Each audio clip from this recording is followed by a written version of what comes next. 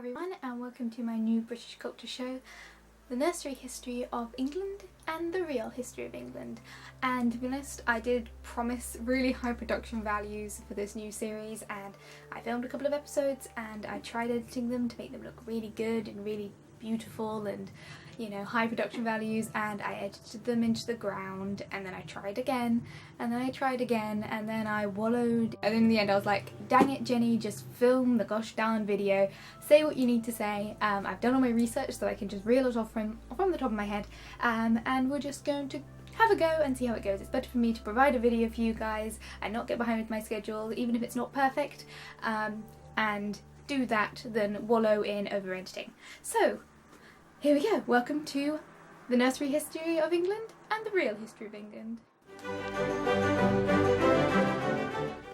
So this show is just going to be basically me talking about A Nursery History of England written by Elizabeth O'Neill.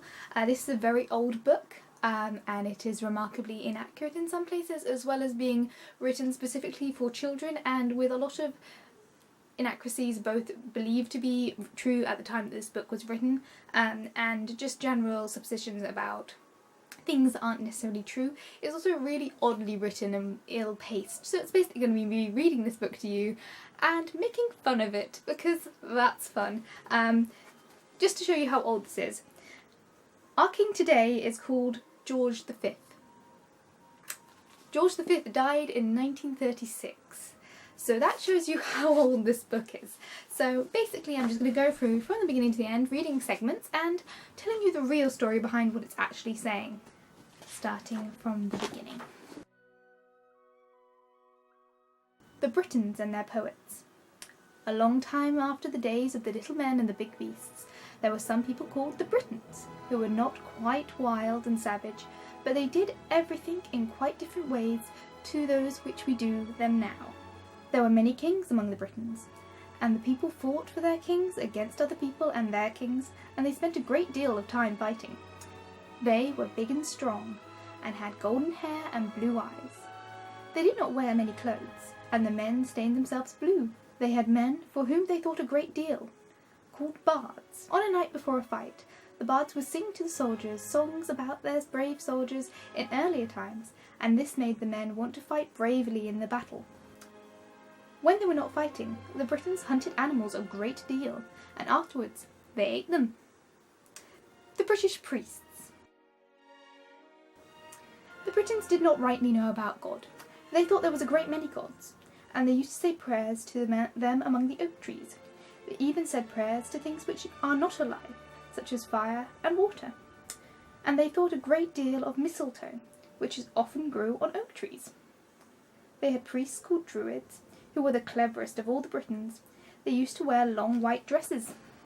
On special feast days, they used to cut pieces of mistletoe with long golden knives and give them out to the people. On the same day, the Druids used to kill and burn great white oxen to appease their gods.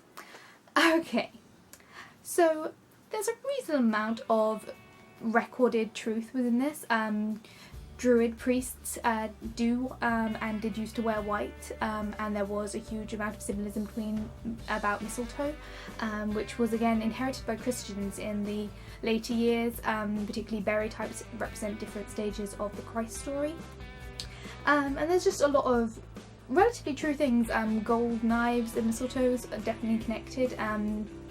Oak trees and trees in general, as well as fire and water, had a lot of symbolism in terms of human sacrifice and animal sacrifice. It is true that Druids did do animal sacrifice. They also did human sacrifice, less common, but that carried on for many centuries.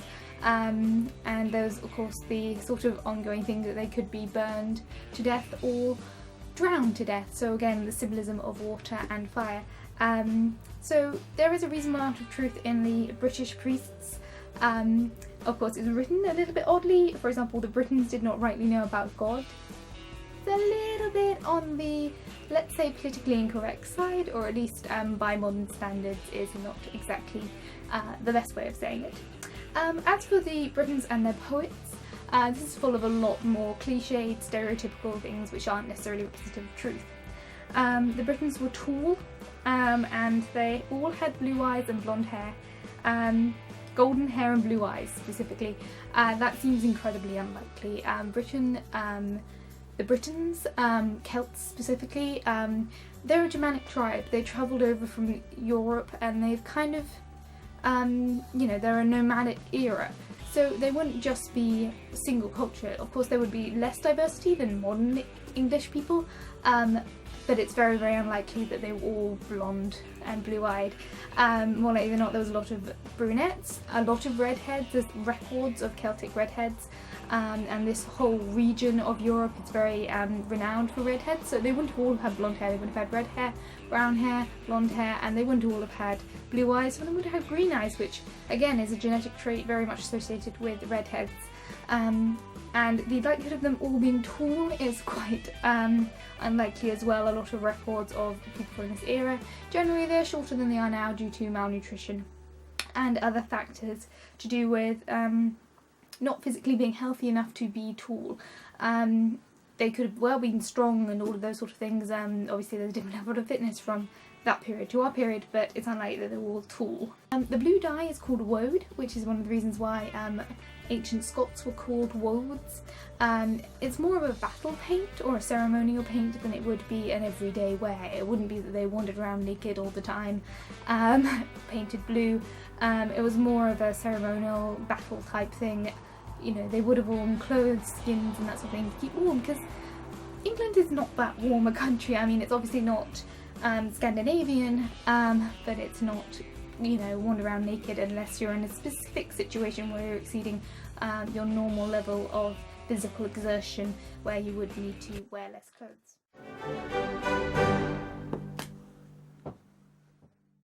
I've talked a reasonable amount, so thank you all for watching. I hope you enjoyed this not so high production value version of British culture, the nursery history of England and the real history of England. Feel free to comment down below if you like this, if you didn't like it, anything like that, and I'll see you guys all next week as we slowly work our way through this book and its delightfully outdated ideas. I'll see you guys all very soon. Bye guys!